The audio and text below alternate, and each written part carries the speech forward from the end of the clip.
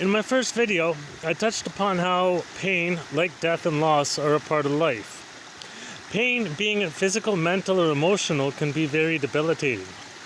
Medications and treatment can add to this. I am in no way suggesting anyone should ignore a licensed doctor's advice or recommendations. It's important to remember each situation has its own set of circumstances. This is why blanket solutions don't work for everyone. I can recall being heavily medicated myself. A job opportunity meant I had to cut back on these meds in order to make it to work on time. 12-hour rotation were big steps of sorts on my path. These weren't pain meds. They were psychiatric meds, diabetic and high cholesterol meds. In the next 8 months, I shed 86 pounds. Wasn't watching my diet much, wasn't lifting weights or working out. I found my zen, as a really good friend in the States put it. Was informed the difference in the few years we didn't talk was bigger than the difference between night and day.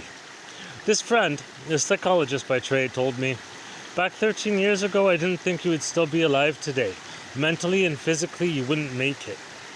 If I think about it, that was prior to my last near-death experience. Maybe all the comas or times I bumped my head, finally knocked some sense into me or something, knocked it out of, then back, it doesn't matter, not important. At the end of May 2 years ago, a surgeon inquired about a small portion of my medical history. Their reaction, I'm still trying to figure out as I was asked, and you work? Full time? I chuckled. Yes, I do. A very part-time second job as well. That was at the time. This is a small part of my story. And I know of several others where injury and illness didn't trap them and wasn't allowed to define them. In some cases, at first they did. But determination to earn what you want can allow you to find ways to adapt to whatever is a challenge. It is important when overcoming obstacles, getting through life's storms, improving your life, to remember ego is your enemy, as is negativity. Even in the darkest of storms, positivity is key.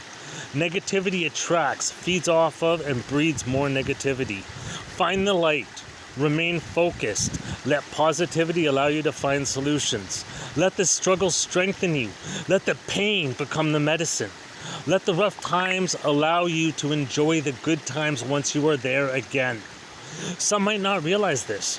Complaining is negative. If you complain about the weather or anything you can't change, why not adapt to it? Take that negativity, turn it into positive energy, and change what you can so you can be happy one day. It can become important to remember there's a big difference between can't and don't want to. Excuses are not reasons. Finding reason and purpose can be a distraction and time consumer and probably do you a lot better than drugs, which also consume time and are a distraction. Not knowing how to change but wanting to could be the first step.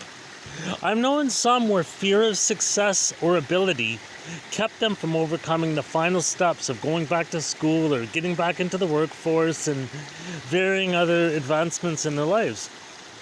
Fear can be a terrible thing, just like anything that controls how your mind works. Others I know have perhaps just wanted a better life or whichever and realized everything in life is earned. Trying can lead to success or failure. In failure, you can learn. If you don't try or attempt, guaranteed you won't succeed. Expecting the worst case scenario is like shooting yourself in the foot before a race. Yes, it is a trait of some illnesses. I've seen a few who found a way for that not to be the main way they think anymore. Some are still in the process of learning to get there. Everyone finds a way who makes it anyways. When it comes to not giving yourself the option of not being okay, which isn't as difficult as it sounds, will have some believe you're resilient.